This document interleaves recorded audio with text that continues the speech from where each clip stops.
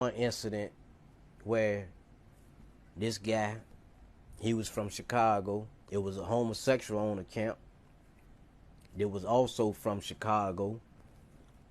He felt like that was his homeboy. He wanted him. They guess they didn't talk or they knew each other or something. But it was this guy from D.C. that had the homosexual, that had the boy that was, you know. So this guy was, like I say, I was surviving, you know what I mean, doing what I had to do to survive. So this guy, wanted to pay me to get rid of this guy so that he can have the boy, had his homosexual. Yeah, that's what he gave me, a half-ounce reefer, and bought me a pair of British Knight boots, in which I ain't never get the boots because I got locked up. But anyway, he didn't want me to get rid of the guy my way. My way was, put the knife in my hand and go do what I got to do to him. Get him off the yard. That way, if the administration felt like somebody was trying to kill you, they were going to get you off the yard, But anyway, the guy gave me a lotion bottle full of paint thinner. Put some newspaper in it, and I spread it out, cut it up toward the, and the guy slept on the 300 tier. Those were single cells. So I slept down on the bottom floor, A tier. That was double man cell. So 5:30 that morning, when the officers pulled the levers that opened up all the cells, I just walked around on 200, then went up on the 300 tier.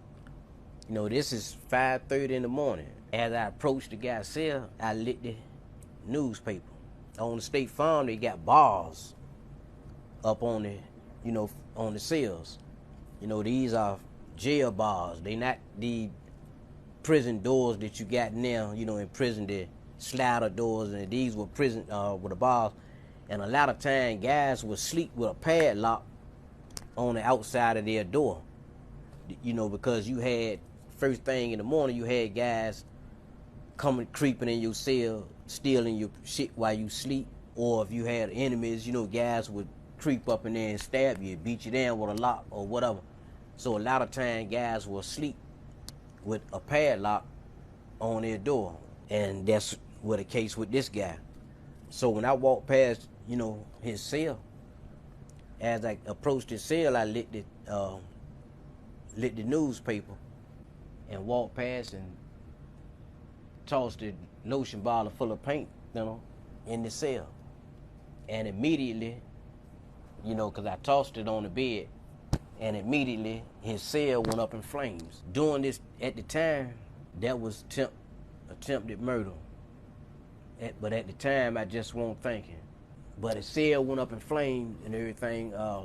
Man, I thank God, though, because the guy wasn't even in the cell. He was down at pier call. So God was on that man's side, but he wasn't in the cell.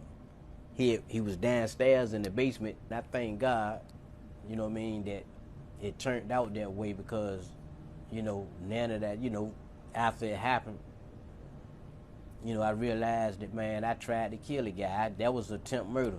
I lasted on the yard after that incident right there about 2 weeks. Everybody started talking, and my name started circulating, and, somebody seen me up there, and I got locked up for it.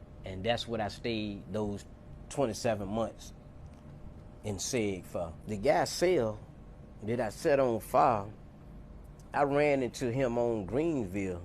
I was at medical. One night they just called me to medical, man. I hadn't put in to go to medical for nothing, And it was about 8 o'clock that night. So while I'm sitting on it, on a little thing, the little bench, letting the nurse check me out, she doing a little physical, kind of looked towards my right, at the little window. And I see the guy standing outside the window. He got a lieutenant and a sergeant with him. And they looking at me. And I was like, man, whoa. The moment I seen him, I already knew what it was, And that feeling just came back to me, man.